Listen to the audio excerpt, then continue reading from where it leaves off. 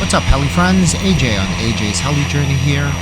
I have not found any time to fly since the last time I posted a video, so it definitely feels like I've been MIA here for a minute, but I have been practicing on the sim and really happy that I managed to find some time to finally fly today.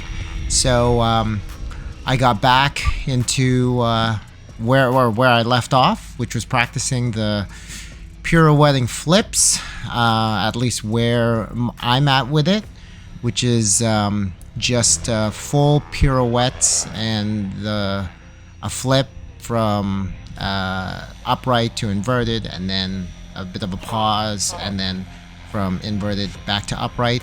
These first couple here were a little bit they were a little bit shaky because, like I said, it was the first time I've done them on a real heli since the last time, and that was about a week ago now.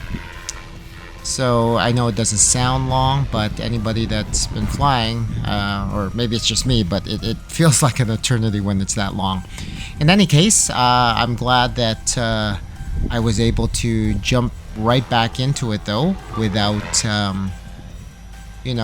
without too much fuss or bother. I didn't get nervous at all. I just felt like, I just wanted to pick up where I left off. So after those first couple, I think you'll see here, I start to again get a little bit more comfortable. I still have the heli a decent distance away and a decent height up, but I'm getting closer to being able to comfortably bring it a little bit closer, as I feel that or as I get to a point where I feel I'm controlling it in a much tighter area.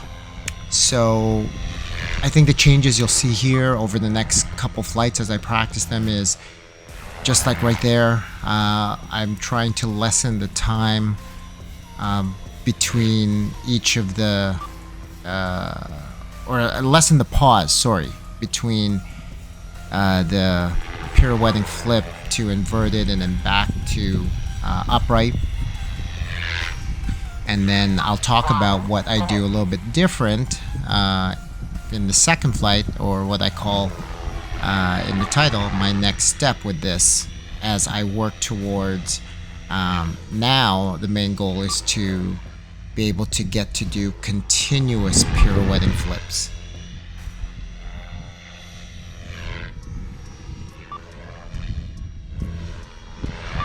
So you can see it's coming along, and again, when I say that, I'm saying that you can see that there I'm not having to stabilize in between each of those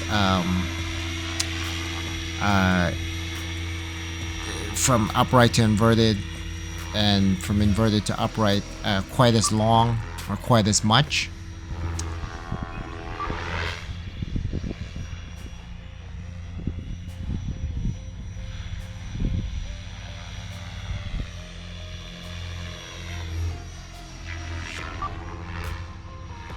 And I can say that another thing is that I'm getting much more comfortable seeing the heli in these positions, and I think that that's key when you're learning a new maneuver.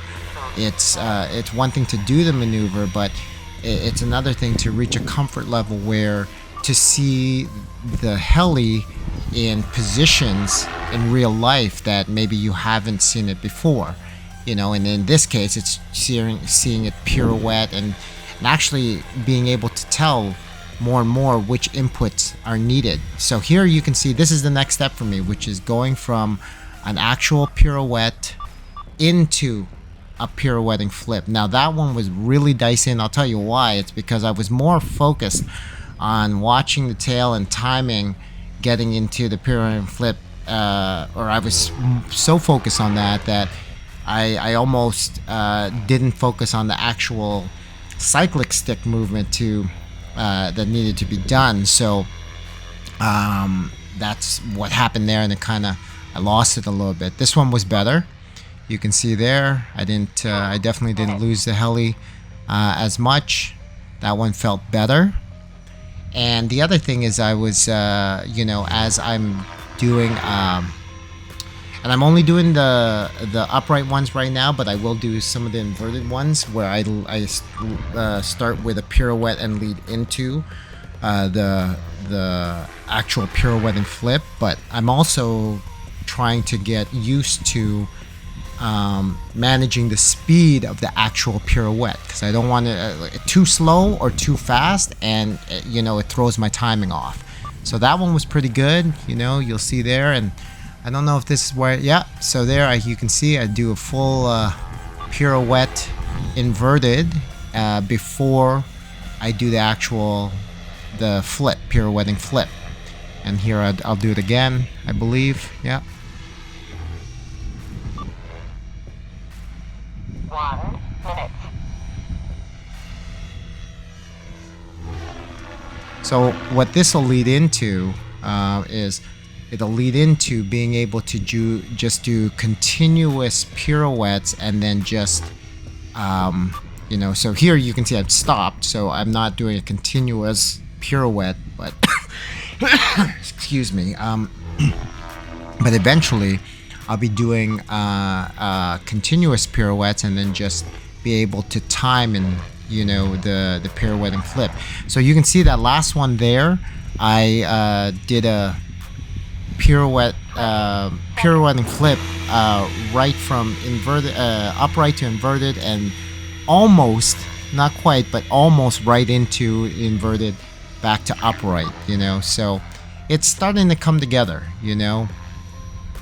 and I can do that in the sim. Although in the sim, if I kind of lose focus a little bit, I definitely can still manage to crash when doing a continuous, not even a full pirouette in between each, just a continuous pirouetting flip and continuous flips. But it's getting there, and this was the process that I went through in sim to get to that point. So this is why I'm doing it now in real life, and it's really what helped me. So you can see here, I'm doing those pirouettes that lead into the pirouetting flip.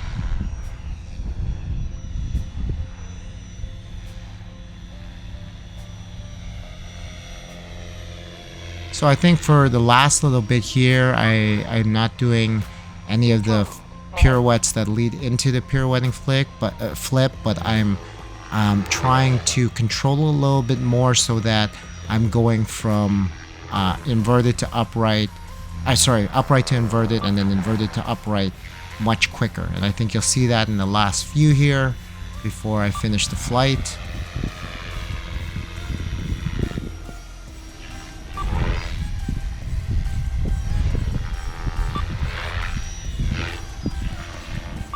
So you can see that one, I did a full from upright to inverted, inverted to upright, and right back into upright to inverted, but it kind of got away from me, and that's what I find can happen if